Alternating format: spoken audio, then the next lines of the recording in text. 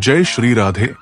प्रिय श्रोताओं, आप सभी का हार्दिक स्वागत है हमारे पॉडकास्ट में, जहां हम आपको श्री कृष्ण की लीलाओं और भक्ति की अनमोल कहानियों से परिचित कराते हैं। आज की कथा विशेष है, गोवर्धन पर्वत की अद्भुत लीला। ये कहानी न केवल श्री कृष्ण के दिव्य चमत्कारों का वर्णन करती है, बल्कि हमें ये भी सिखाती है कि भक्ति, प्रेम और समर्पण के मार्ग पर चलकर जीवन के सभी संकटों का समाधान पाया जा सकता है। तो आइए कथा का प्रारंभ करते हैं। इंद्र का अभिमान और गोवर्धन पूजा। गोकुल में हर वर्ष इंद्र देवता की पूजा धूमधाम से की जाती थी। ग्रामीणों का मानना था कि इंद्र देव की कृपा से वर्षा होती है और फसलें लहलहाती है। लेकिन एक दिन बालक श्री कृष्ण ने मां यशोदा से पूछा, मां, ये पूजा किस लिए की जाती है? यशोदा ने समझाया कि इंद्र देव के आशीर्वाद के लिए ये अनुष्ठान किया जाता है। श्री कृष्ण ने तर्क दिया, हमारा जीवन तो गोवर्धन पर्वत और गायों पर निर्भर है। असली पूजा तो हमें प्रकृति की करनी चाहिए। उनकी बात से प्रभावित होकर गोपियों ने गोवर्धन पर्वत की पूजा शुरू कर दी। ये देखकर इंद्रदेव को क्रोध आ गया। अब आगे क्या हुआ, आइए इसे विस्तार से जानें। गोवर्धन पर्वत उठाने की लीला। इंद्र ने गोकुल को दंड देने के लिए मूसलधार वर्षा भेजी।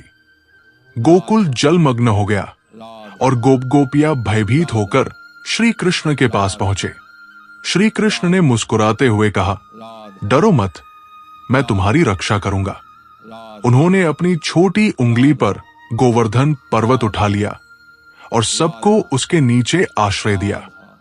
ये अद्भुत दृश्य देखकर सभी आश्चर्यचकित हो गए। 7 दिनों तक बिना थके श्री कृष्ण ने पर्वत को संभाले रखा। इंद्र को अपनी गलती का एहसास हुआ और उन्होंने श्री कृष्ण से क्षमा मांगी।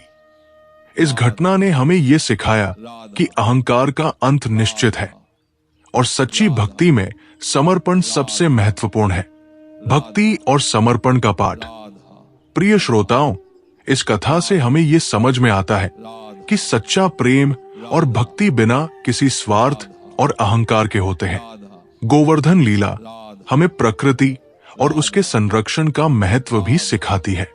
श्री कृष्ण की ये लीला हमें यह भी याद दिलाती है कि भगवान अपने भक्तों की रक्षा के लिए हर संभव प्रयास करते हैं। प्रिय श्रोताओं, आज की कथा यही समाप्त होती है। यदि इस कहानी ने आपके मन को शांति और आनंद दिया हो, तो कृपया हमारे पॉडकास्ट को फॉलो करें और इसे अपने मित्रों और परिवार के साथ साझा करें। अगले एपिसोड में हम आपको श्री कृष्ण और रुक्मिणी विवाह की अनमोल कथा सुनाएंगे। तब तक अपने मन को श्री राधा और श्री कृष्ण की प्रेममयी लीलाओं में डुबोए। कमेंट सेक्शन में जय श्री राधे लिखकर अपनी श्रद्धा प्रकट करें। जय श्री राधे।